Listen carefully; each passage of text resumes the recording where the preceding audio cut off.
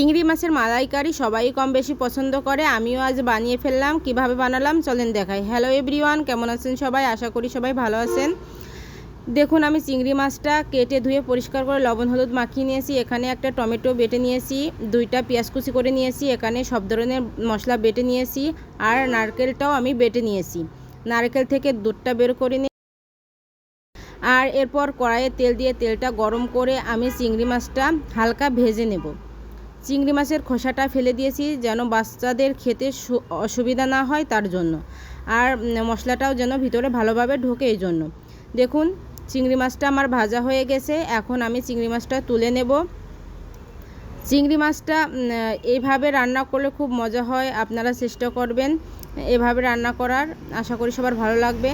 দেখুন, আমি ওই তেলেই ফোড়নে দিয়ে দিয়েছি জিরা, তেজপাতা এবং পেঁয়াজ কুচি। তারপর দিয়ে দিলাম বাটা মশলা। বাটার মশলার মধ্যে রয়েছে রসুন বাটা, আদা বাটা, জিরা বাটা, গরম মশলা বাটা। তারপর বেটে রাখা টমেটোটা দিয়ে ভালোভাবে কষিয়ে নেব। তারপর একটু লবণ আর হলুদ গুঁড়ো দিয়ে দিলাম স্বাদ অনুযায়ী সব কিছু। তারপর বেটে রাখা নারকেলটা দিয়ে দিলাম। আমি আবারও ভালোভাবে মশলাটাকে কষিয়ে নেব। মশলাটা যত কষানো হবে, যে কোনো তরকারি হোক আর মাংসই হোক, খেতে কিন্তু খুব মজা হয়। দেখুন, তেলটা বের হয়ে গেছে মশলা থেকে। আমি এখন ভাজা চিংড়িগুলা দিয়ে দিলাম। এবার ভালোভাবে আর একটু কষিয়ে নেব।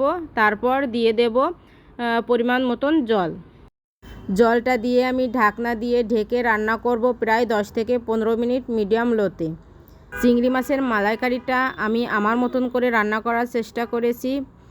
যাই হোক, দেখুন কথা বলতে বলতে ঝোলটা শুকিয়ে গিয়েছে। এখন আমি ভাজা জিরার গুঁড়া এবং গরম মশলার গুঁড়া দিয়ে মালাইকারিটা নামিয়ে নেব।